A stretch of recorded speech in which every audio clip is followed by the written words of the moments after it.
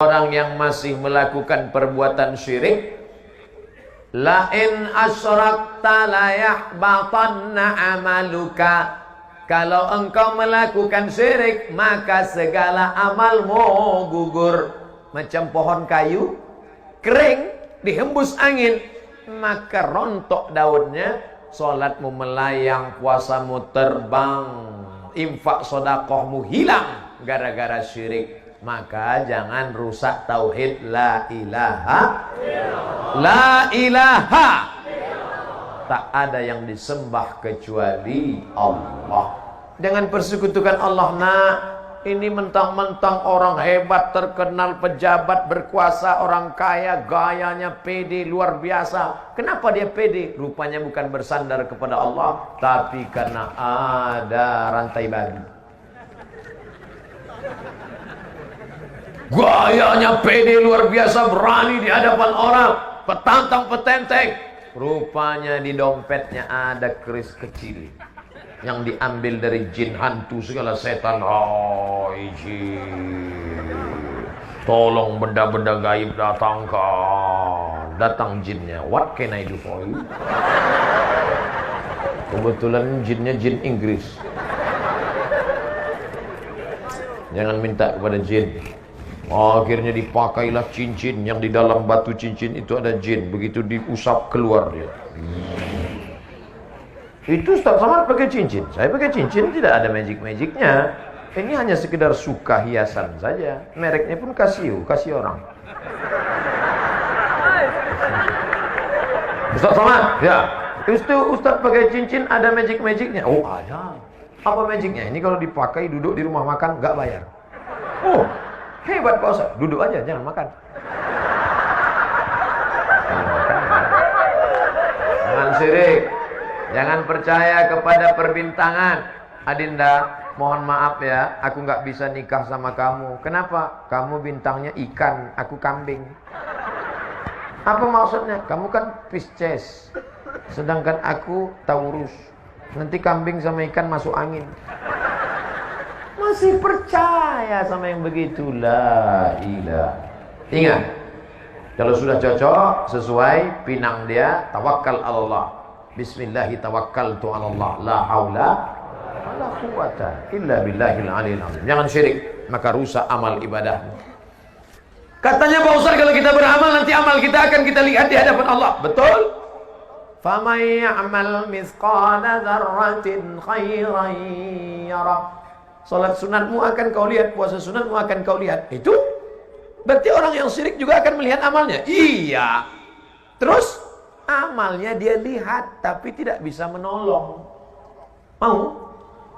Wa qadimna ila ma amilu min amalin. Amalnya kami datangkan. Ini sekolah yang kau bangun, ini panti asuhan yang kau bangun, ini orang miskin yang kau tolong.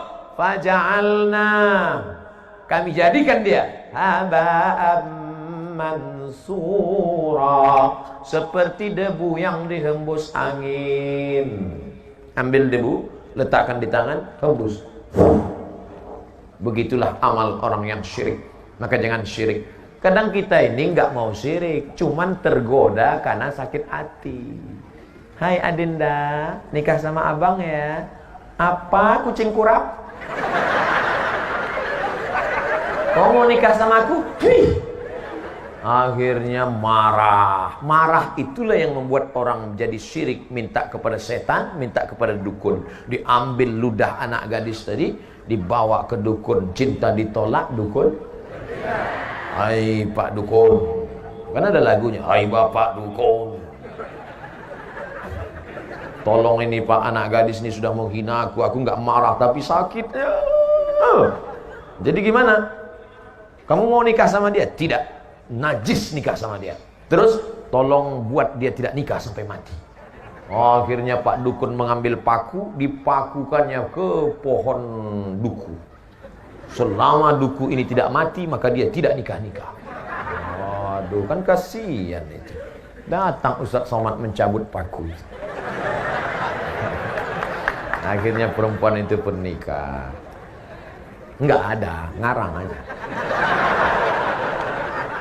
Jangan kalian syirik. Kalian laki-laki kalau disepelekan perempuan, husnuzan sama Allah, boleh jadi Allah ingin memberikan kalian perempuan yang lebih istiqomah daripada itu. Enggak, jangan pelas-pelasan. Bro, iya, itu istrimu. Iya, tapi perasaan dulu pacar ente cantik. Ini yang lebih istiqomah. Gitu caranya. Gitu ngehibur orang yang tak dapat yang cantik.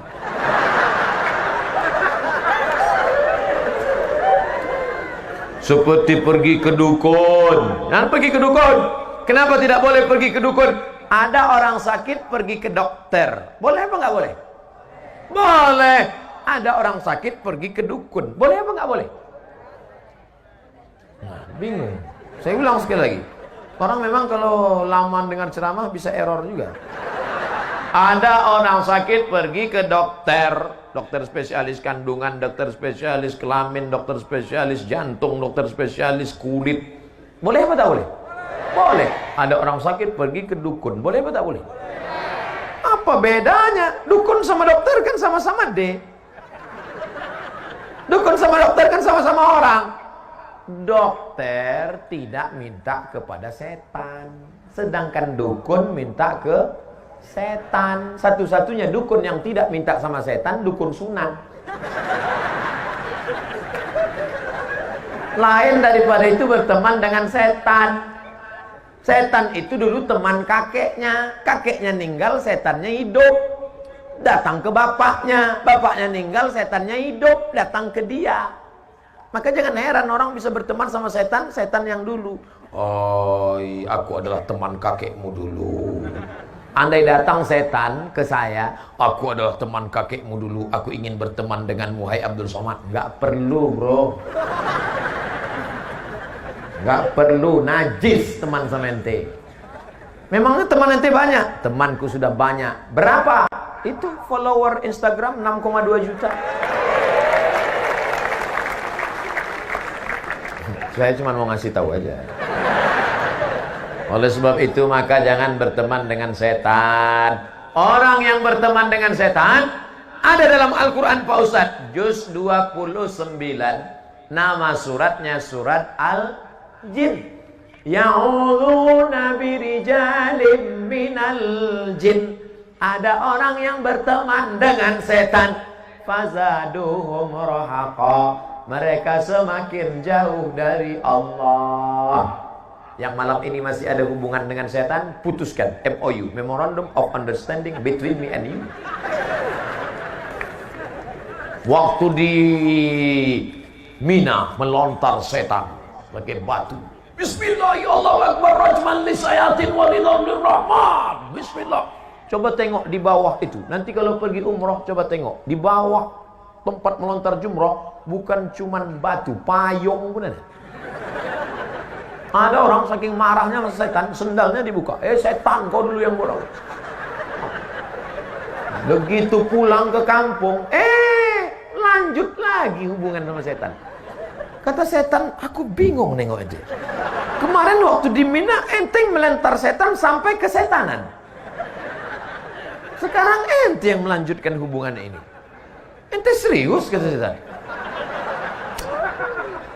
Maka jangan rusak hubungan kita. Makanya kita serahkan semuanya kepada Allah. Inna salati wa nusuki wa mahyaya wa mamati lillah la syarika lahu wa bidzalika umirtu wa ana minal muslimin. Aku hanya berserah diri kepada Allah. Ya Allah, aku ini mau pergi ya Allah ke sebuah pulau bernama Sulawesi. Di bagian atasnya itu ada namanya kampungnya, namanya Gorontalo, provinsi. Di sana nanti aku akan bertemu dengan umat Muhammad sallallahu alaihi wasallam. Maka kulangkahkan kaki bismillah tawakkaltu 'ala Allah la haula wala quwata illa billah. Andai mati saya, maka mati husnul khotimah. Amin. Andai masih hidup, diberikan Allah untuk kelebihan beramal soleh. Tak usah kita terlalu takut menghadapi hidup ini. Resiko hidup adalah mati. Takut mati jangan hidup. Takut hidup mati saja.